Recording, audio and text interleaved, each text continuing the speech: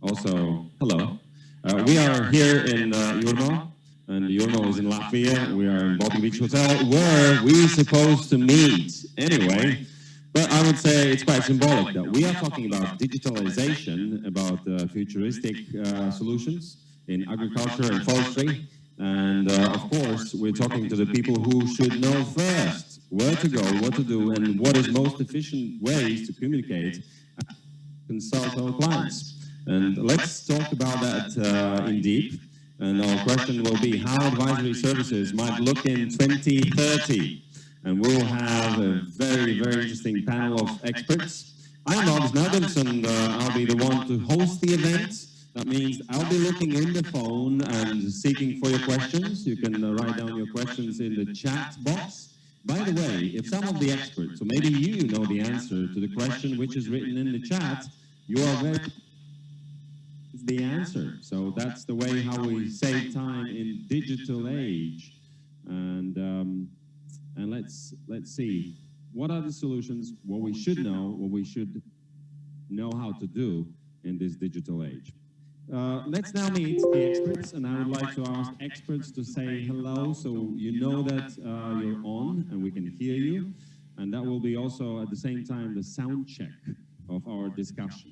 By the way, I will ask experts by name, so you will know who's speaking when, but in case you would like to speak, you can maybe raise your hand, and if I can see that in Zoom, I can also ask you to speak or ask or comment on some of the questions. So, but the main question is how advisory service might look in 2030, and you're very welcome to join in with your questions as well. Now, let's see. Do we have Dr. John James back from Enablers of Change, Australia? John. Yes, I'm here and I'm still awake. It's almost 11 o'clock at night here. Welcome. Tom Kelly, TEAGASC, Ireland. Hello, everybody. It's here. Yeah. Great. Martin Cimermanis, LLKV Latvia is here in studio. Jussi Juhola, Pro Agria, Finland. Yep, here we are. Hello. Nice to see you. And Emily Gray, representing OECD, and she's in France. Emily? Hello, everyone, and thank you for letting me be part of this panel. All right. So, this is quite a huge question, and it looks like it's far away, 2030. But knowing how rapidly things were changing in the last 6 months, unbelievably, some people are saying that we skipped some 5 years of evolution and made it revolution. And the question to you is like, very generally maybe, how it will look like and what you think will be the most significant change during these next 10 years, and what will be the drivers of that change, and what we should really reconsider in our actions, in our way of doing things. Well, let's begin with Dr. John James. How do you see that, please? Thank you. I imagine that the future with our farmers will be similar, but a lot more engaged. That as a result of their digital improvement during coronavirus, they will be engaging with us a lot more electronically and also with each other. So I suspect that many of our farmers will be embracing peer-to-peer learning, where they consider advisors as just one of the information sources, but that they will value each other's opinions perhaps even more highly than ours, and so that it will be a more connected and engaged world of farmers that we'll be working with. So are you talking about crowdsourcing, also exchanging knowledge with the competitors, actually? Yes, or seeing each other more as collaborators in the wider system and realizing that it's by helping each other that they can improve their overall performance. Because we know that farmers love to lean over their fence and see what their neighbours are doing, And so it just means that their eyesight is going to grow exponentially better, that they'll be able to see what other farmers in far off places are doing, and so improve their own practices. So they will have just stronger goggles. Yes, that's right. Okay, Tom Kelly. Yeah, I would agree with that. I think we can see, at least I could foresee that there's going to be a lot more data available to farmers. So not just in terms of communication, but equally in terms of decision support on farms. I think the farmers oftentimes need to trust that data, and in future I think they will be looking for I suppose, independent brokerage of the advisory service. So to trust information coming from their own data sources, and the interpretation of that, I think, is going to be a huge challenge. And I don't see that as big a challenge for some of the really big farms that we see. I see it as a major challenge for a lot of the smaller, unconnected farms where there is a need for somebody to give them the confidence to use all the information that's going to be available to them. I think this is really an important role for the advisor. It's always been had this role, but now there's going to be new tools available to the advisor to help the farmer interpret their own data and use it more. And I agree, in the context of there being interaction and networks of farmers and groups of farmers, this is the ideal way to do it. By the way, do you believe that there will be more and more self-efficient, self-sustainable, smaller farms? Because if times are getting tougher, people will start to look back at the land and maybe go back there from the cities and try to survive themselves. And how then advisors fit there? Yeah, I think this is always there's always a dynamic of people who are interested in living in rural areas, and I think COVID is going to trigger a little bit more of that. We see it here, some interest in people who have really enjoyed the time in working from home during COVID, and maybe they would like to combine that with some diversification in their farming systems. And diversification often doesn't suit really big farms, it suits more smaller farms. And for me, this is something that we should really support as advisory services as well. Emily, I want to ask you, looking from the point of view of OECD and maybe your own, how do you see that advisory service in 2030? And are there policies in place which we should know and really work on and already start to plan our actions, which will take place like in 10 years, in 5 years, anything? I think what I would say, and building on the comments that John and Tom have already made, advisory services are going to evolve to reflect the needs of farmers in 2030. So they will look like what farmers are needing to be advised on. And farmers are already operating in an incredibly complex world, and it's likely to get more complex. Significant technology and economic change, including the digital transformation of agriculture, changing consumer preferences and concerns about how their food is produced, in addition to having to engage in more integrated supply chains. All this means is that the information that farmers are requiring is becoming more and more broad. So not simply advice on production techniques and production advice on how to best manage their operations, but how to manage this more complex environment. And on top of that, how to also manage and meet compliance with various regulations and policies. For example, in a lot of countries, we see that extension services do play a significant role in actually helping farmers to manage their compliance with particular policies, particularly around the areas of natural resource management. One thing that we'll probably also see is that there'll continue to be a huge diversity in the way advisory systems are structured, both within countries and across countries. A multitude of players, so public actors, private actors, and new actors perhaps that we haven't even seen yet as technology changes. And when we think about what kind of policies are important, it's important to have policies that allow these different players to evolve and meet the different needs of farmers.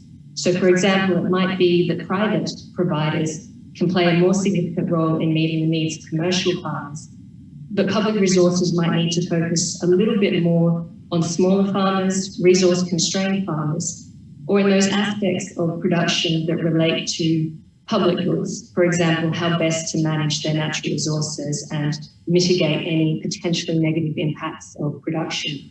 So having policies in place that allow these different advisors to play a role in the system is going to be important in 2030. When, I'm sorry to mention it again and again, when COVID started and lockdown started, states were starting to look inside and kind of disconnecting from European institutions. And is there any learnings from this? And are we getting back into communication between the states and European Union, for example, or for the broader, bigger organizations worldwide? Can you comment on that, please? At the beginning of a couple of months ago, in June, we released our annual exercise monitoring and evaluation of agricultural policies, and that covers 54 countries, all our member countries, all EU member states, as well as some significant agricultural producers. And in that exercise, we actually did look at what countries were doing in response to COVID, and we hope that in next year's edition, we'll actually be able to evaluate that. But I think we've also found that there has been still an interest in what countries are doing to address the COVID-19 impacts. We did see that there were some disruptions to agricultural supply chains, and a lot of policy measures came in place to try and address those. And perhaps at the start, they did prioritise sort of immediate fixes. How can we address labour constraints? How can we ensure that markets continue to function, that supply chains continue to operate so that consumers do have access to a full range of food?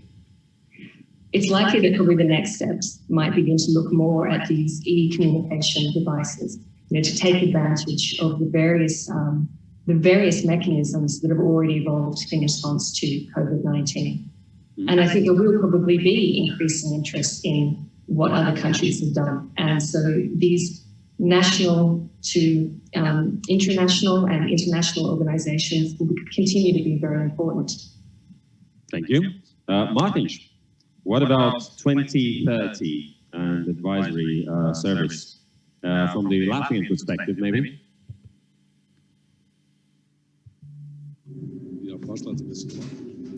We are switching over to Latvian language.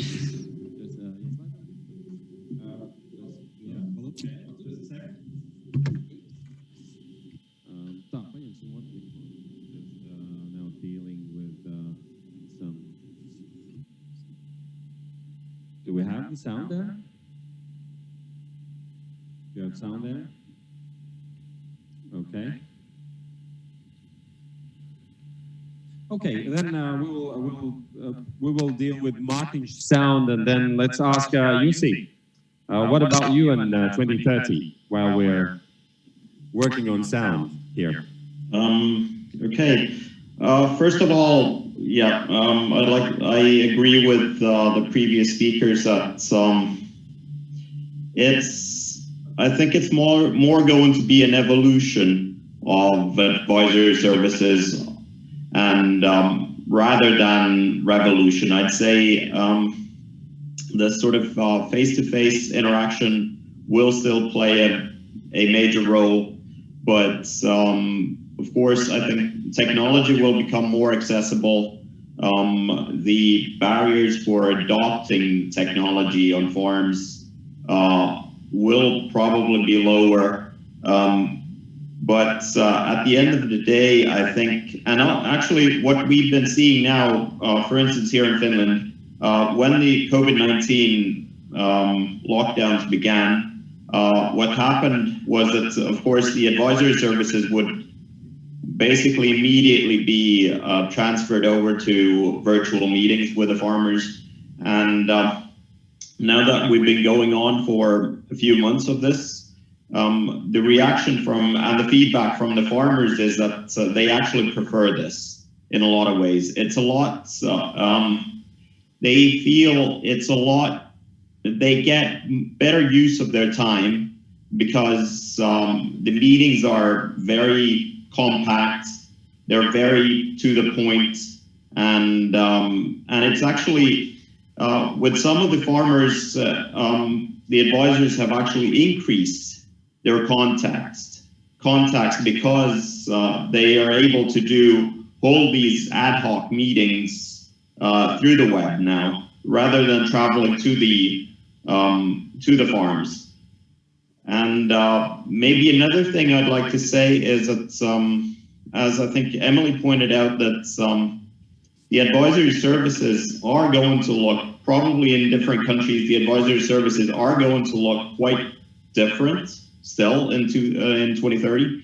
But what I think is that at the same time, networking between the advisory services in different countries is going to increase as we have more technology available for us, as technology will develop, and as we'll have better opportunities to localize different solutions, different tools that we use within the context of advisory services. So in that way, I think, yeah, the advisory services will fundamentally still probably look different, but they'll have similar traits to them. But then once you mention that there's more time, like for family, as we've heard before, talking about working from where you are, but then I know that people here in Latvia, for example, before the COVID strike, where like 74% of people said, yeah, we would like to work from home, wherever. Then suddenly in 2 months, it's just 64%. Suddenly people find out two things. First, kids. And then the other thing is that they are working much more intensively. They have to serve much more clients, much more cases. They can't cope with the pressure once again, just because they have more time. I think this is part of us basically finding out how things will work out in the future. It's we see exactly the same things here in Finland. It's looking at my colleagues, for instance, we have about 600 advisors all over Finland, and I'd say that roughly it's roughly 50% of the advisors basically prefer to stay home, and then the other 50% would prefer to go back to the way things were. But I think all in all, what this is going to do to us and to the advisory services is that it's going to increase the amount of work done directly from your home. But at the same time, I think it's going to have to teach us all to manage our time more wisely. And I'm speaking from experience here as well. All right. Dr. John James, any experience on that? Because you've been working already for long distances. It means online. How do you manage your time? Yes, Jussi raised a very important point there. It's about time management. And I think it's also a bit of a pendulum swing. So we've gone over to one side at the moment, being predominantly online as opposed to physical face-to-face interaction. So I think over time we'll find a balance, and we'll get better at saying no to our farmers and to our colleagues, so as to maintain our physical and mental well-being. So what is your prediction? What will be the percentage, like 50-50 on-off work or in presence and online? It's a question also to others. I think it's going to be much more than 50-50. I think it'll be more like maybe 80-20 to online versus physical, because the online has so many advantages, and to me it's very inclusive and democratic, that it allows people to engage with us when they want to, and it doesn't have the extra expense of travel and the time that's involved with that, and it's just so much better lifestyle for them. So that's my prediction, but I'd be interested in the others. I would like also to have some comments on practicalities of everyday work for next 10 years and where we will be in 2030. Let's try Markic on that 2030, and also on what you just heard from the colleagues all around the world. Where would be us in that 2030 and the practicalities of everyday life?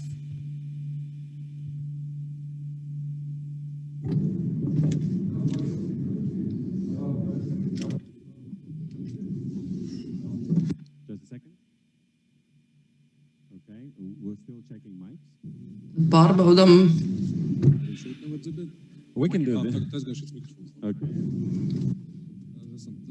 Okay, we have solved our technical issues, and we have had discussions about the new green course of EU, and we have the feelings that a lot of farmers are rather silent, and we see that there are different problematic issues. It is due to reduction of emissions.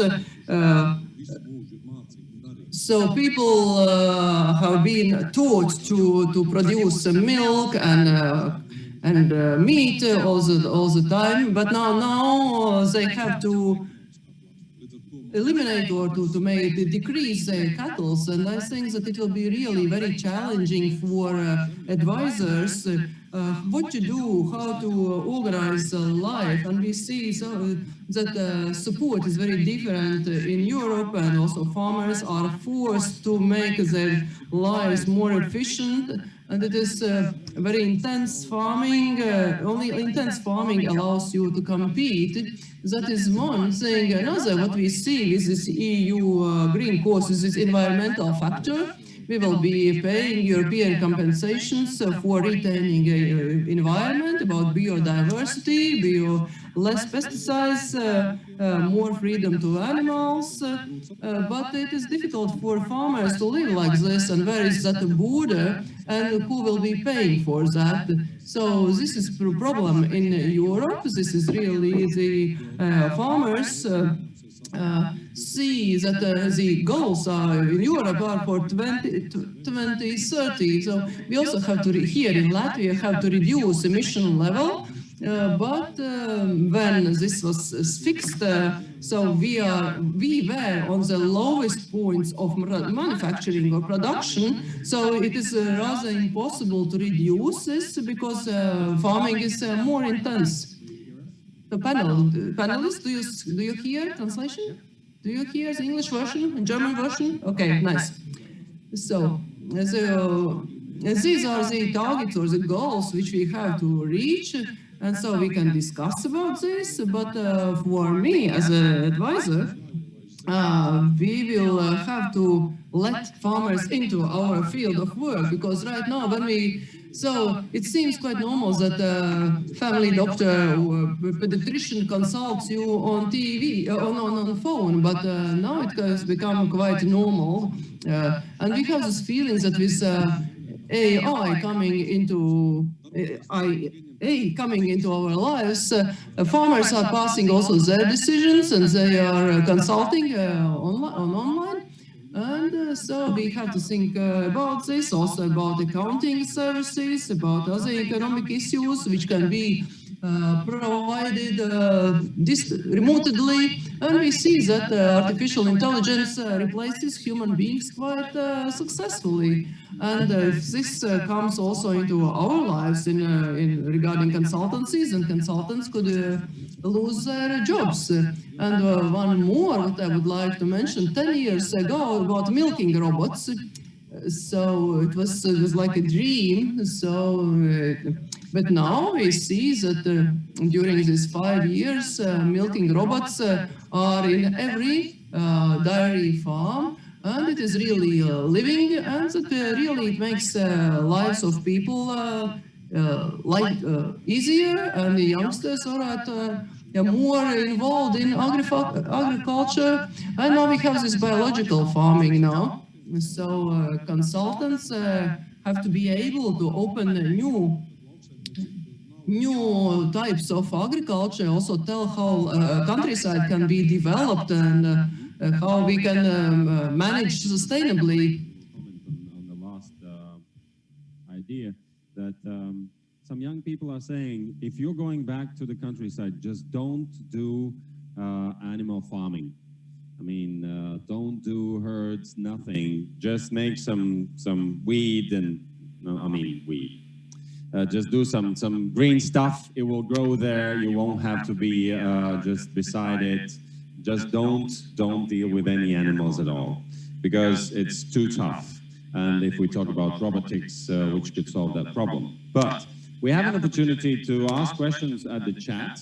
And this is a question to you all, but in particular to Emily from Michael Kugler. And he's saying this. Today in some EU countries, we have the impression that civil society groups are in the driver's seat and public national agriculture policy is only reacting to their pressure. This is exactly what Martin just said, that the pressure is immense and it's mounting and politicians are bending under it. So the question is, do you think this tendency is global and will go on? If yes, what will be advisors' role in 2030 to handle this trend? And is it really so far away? Maybe we are in some kind of crisis with these civil society group pressure. First, Emily, then others. I would like to also react on this.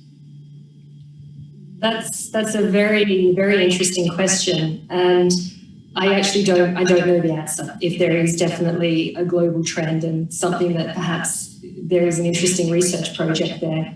What is possible is that in some countries we're seeing these concerns play out more through the market. So, for example, producers, farmers who are maybe more actively addressing some of the concerns of consumers might be getting rewarded through higher prices and premiums, because to the extent that they've been able to label and signal their products. And in fact, digital tools is something that will probably help farmers do that more often in future, to have traceability systems in place, clear information about what they do, and actually be rewarded for that.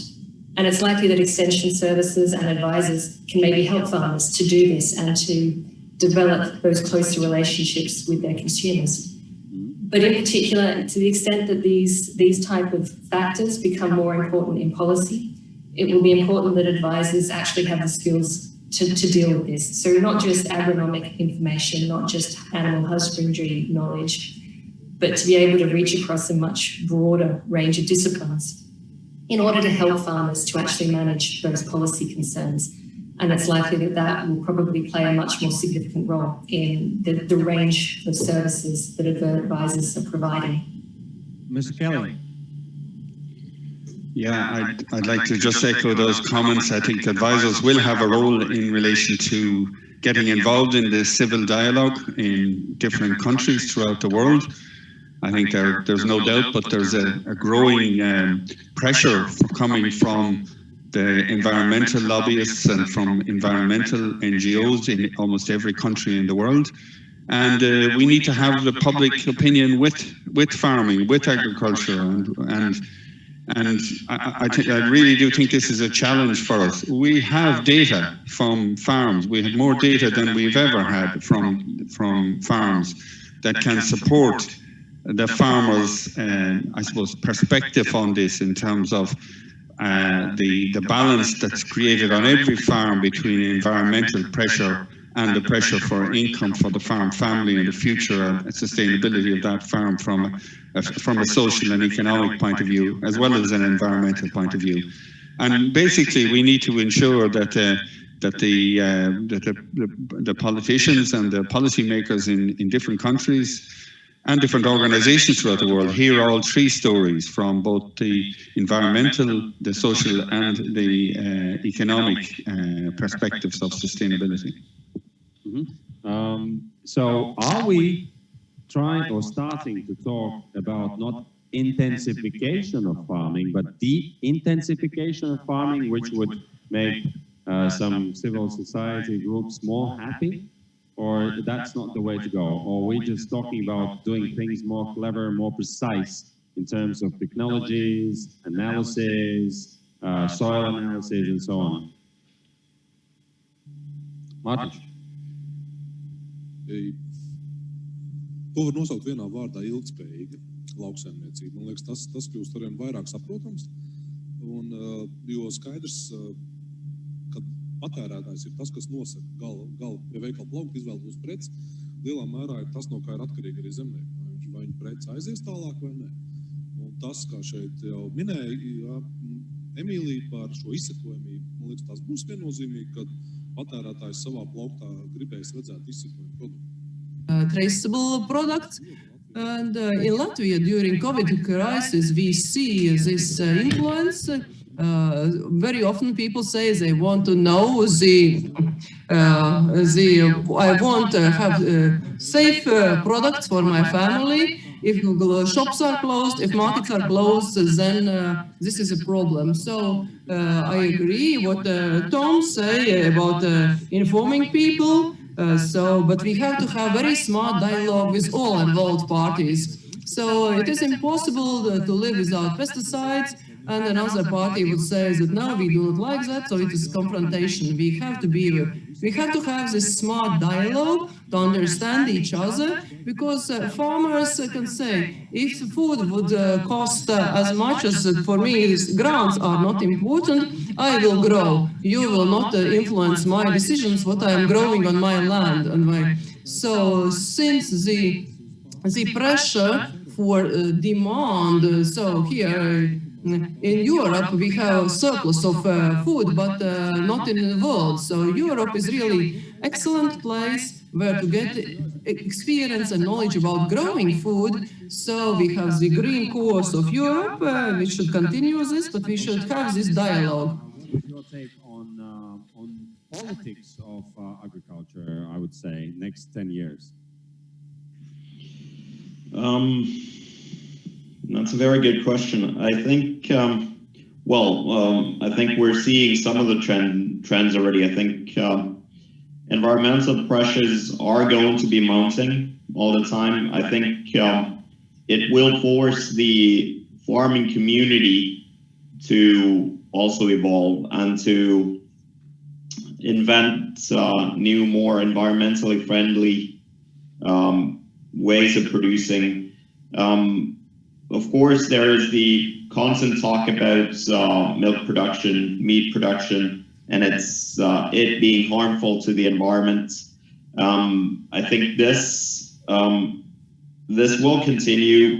Probably, we will also continue to see the trend of milk consumption, meat consumption going down, especially in developed societies. And I think to a point also the policy will dictate this. But one point I wanted to bring up as well, and I think this goes to the advisory community, advisory and extension community quite a bit. Tom brought up the issue of data also on the production. And I think this is an important issue for us as advisors, is also to communicate through data of what the production actually, what the emissions from the production actually are. Because we're also seeing a lot of, I'd say, half-truths and even false information being spread now with the, because information is so readily accessible. And I think this is a challenge that the advisory community needs to step up to as well. And we need to engage in the dialogue that we were talking about earlier also. All right. Dr. John James, what is your take on this? I'll just follow on from the comment that Jussi was making there about information, and I'll talk about misinformation, and that some research has shown that it spreads 6 times faster than true information. So as advisors, we need to make sure that we're getting the correct story out to the end users and helping our farmers to tell their story. And that's where I see digitalisation really coming to the front and helping our farmers make better use of social media so as to tell their side of the story, because they've got a very good story to tell.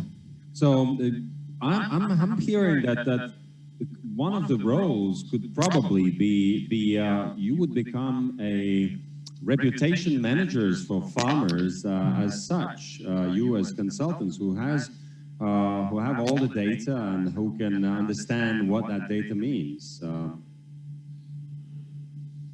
Yes, that's a good way of seeing it.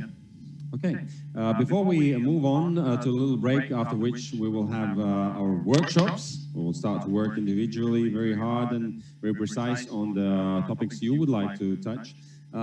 Before we say thank you and goodbye for a while, I would like to ask you all one thing on communication with your clients, as consultants, as people of knowledge to the farmers. Technologies are stepping in. What do you think is one of the most important things we should work on to maintain the level of trust, the level of understanding, the level of mutual, I would say, relationship, working in these technology times? What is one thing we should take away from discussion, what we have to be ready communicating with our clients in digital era?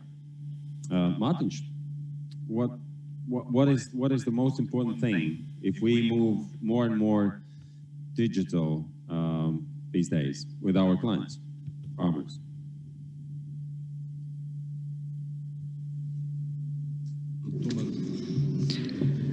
Advisor cannot lose a direct link with farmer.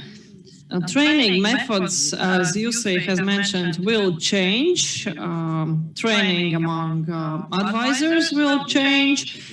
Interest groups like WhatsApp groups will emerge, where advisor is an observer but still the leader of the process, and that will allow us communicating things faster and better to farmer being located at home, at farm, in a tractor, on the field, to exchange experiences and exchange opinions, to look and gaze across of the fence what neighbors are doing, and education of advisors in working with digital tools and digital technologies will be needed. I would agree to your message and definition that advisor is a herald for true information and not disinformation, misinformation. There is a lot of different half-truth, misleading information when experts are not listened to and preference is given to YouTubers, bloggers, and so on. Perhaps some cooperation with bloggers should be established. Yes.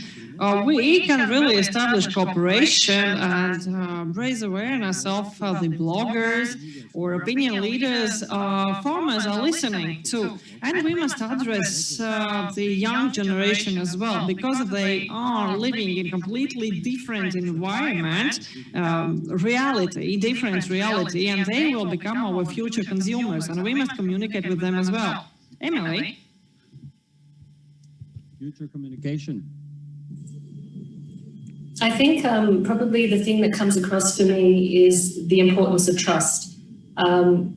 Digital technologies risk, for example, being a bit of a black box to some farmers, and it's unlikely that anyone will willingly trust on-farm decision-making to a technology if they don't understand how the recommendations that come from that technology are produced. And the relationship between advisors and their clients will become increasingly important in actually managing that trust. So I don't see that changing at all. Digital technologies will always just be a tool in the toolbox that extension and advisory, the advisors actually can use to meet their clients' needs, and that will stay the same, as will the trust that they have with their clients. Jussi, anything to add? Very little. I think Emily brought up the most important issue, and that's trust. I think we're seeing it now already, and that's something that we, as the advisory community, have to build upon all the time to make sure that the farmers understand what it means when they're taking up different digital tools. They understand that their information, their data is not being sold out anywhere. So it's all about trust. It's all going to be about trust in the future. All right. Mr. Kelly. Yeah, I'd agree with everything that's been said, and I think the most important thing that how we deal with our clients and manage that relationship with them. I think we have to always listen very carefully to them and listen to the data which is being produced by them, and give them as much encouragement as possible to improve their own performance, their own sustainability metrics. And I suppose I'm probably a little bit more concerned about the degree to which there aren't business models that can be adapted very readily into a completely, in this move to more digital technologies. Most of the advisory consultancy type arrangements are based around hours spent on the farm or hours spent in the office working on behalf of the client. But some of these are not that relevant if you are doing this remotely, if you are doing this in a group environment. And I think we have to be clever in how we construct those type of arrangements for those advisors that are paid partly or fully by fees from consultancy or advisory services. All right. Last touch from Australia. Yeah, thank you. So I agree with all the previous comments. So I'll add one extra one, and that is that we need to be good storytellers, because we know that facts alone often don't persuade people to change their behaviour. So we need to be good at telling true stories to better relate with our farmers about how some of their neighbours perhaps have changed and the benefits for them. But instead of trying to hit them over the head all the time with the facts, we need to be good storytellers.